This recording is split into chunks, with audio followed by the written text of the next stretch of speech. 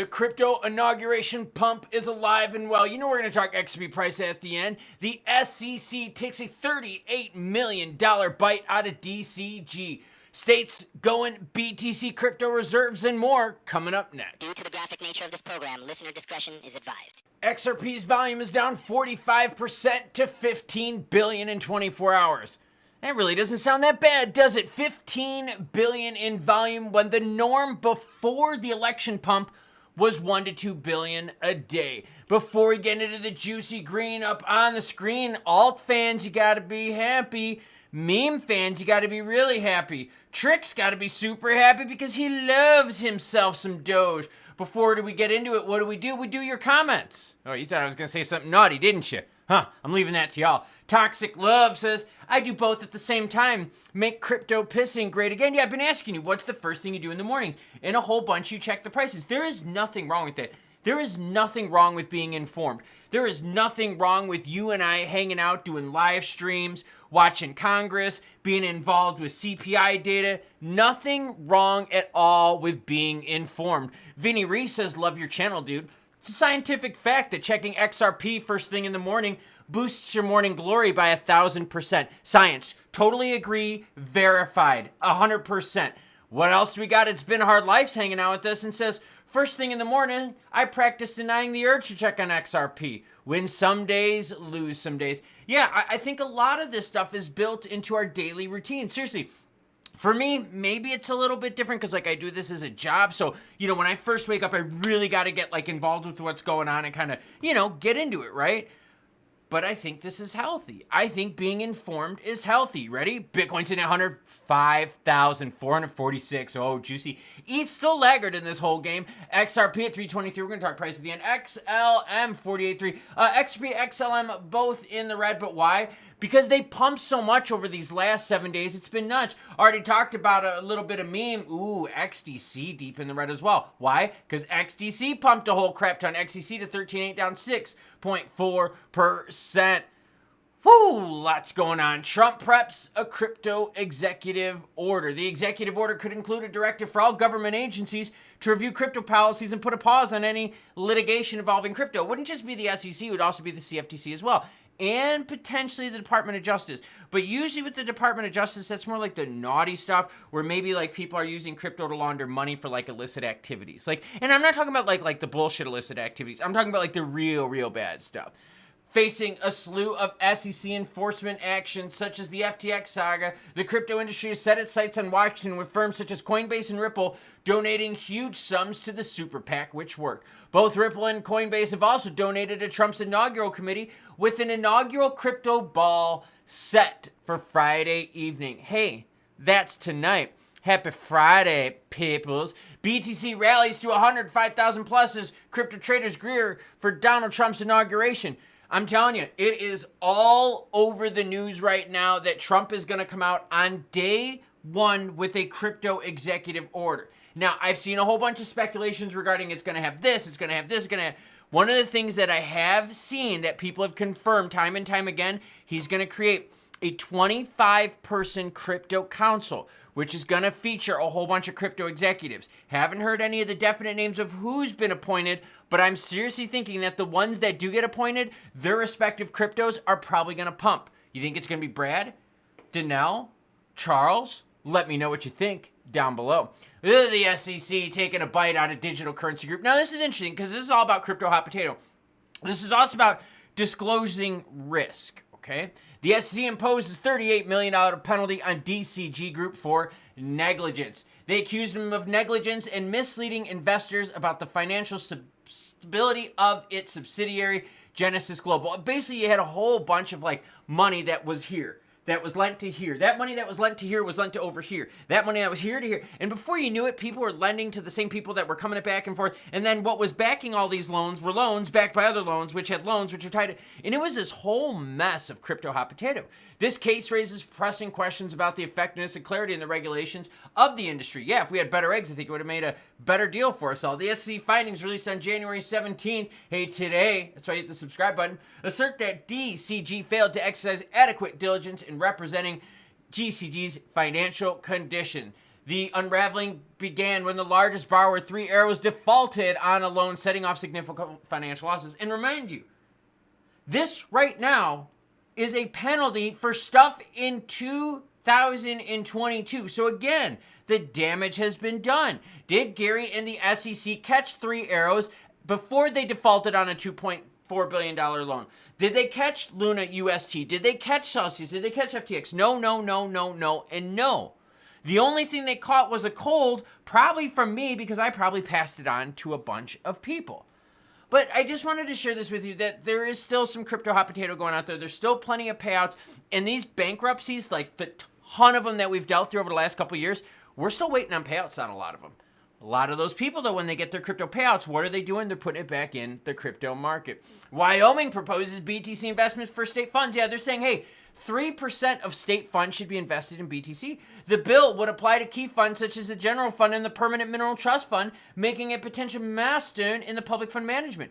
If approved, the state treasurer could invest directly in BTC through secure custody solutions, most likely using Coinbase, okay? Now, I'm bringing this up because Wyoming is home to Senator Cynthia Lumens, who is a major BTC maxi. She's the one that's the driving force behind the whole BTC strategic reserve thing. That's her big bag. And her state, Wyoming, is a very, very pro-crypto state. So again, you're going to see this in different waves. Wyoming's going to put some money in. The state's going to put some money in. A whole bunch of states are going to put money in. By the way, if you wanted to read more details about this, it's all linked to everyone in the description below. Overall crypto volume healthy at 162 billion. Market cap right now is 3.66 trillion. Fear and greed sitting at 57. We're nice and neutral on this move. You can see that, yeah, you got some upward movement of BTC in the alt. Some of the ones that pumped earlier are a little bit in the red. Not too concerned. Zooming out to the 7-day on XRP sees what, everyone? A 38% gain in the 7-day. Remember when we were talking about struggling around that $2 mark and people were like, yo, I'm a little nervous. Are we going to go fall back under 2? Are we going to rebound from 2? Well, we're in the same boat right now, except I get to say that's with the $3 mark. How fucking cool is that? Seriously, how freaking cool is that? So, okay, we're going to see what events have us test things. Or we're going to keep rallying from here because we've got the inauguration coming up in a few days. We've got crypto executive orders coming up in a few days. So we got a lot of news which is telling us up, up, up, with a few news chunks telling us down, down, down. That being CPI data and Jerome Powell and the Fed being stingy, right? Yeah. Exactly. Now, the other thing, too, we got to talk about fear and greed. The fear and greed index is okay. It's on our side. It's at 57 neutral. So we're not too freaking out right now.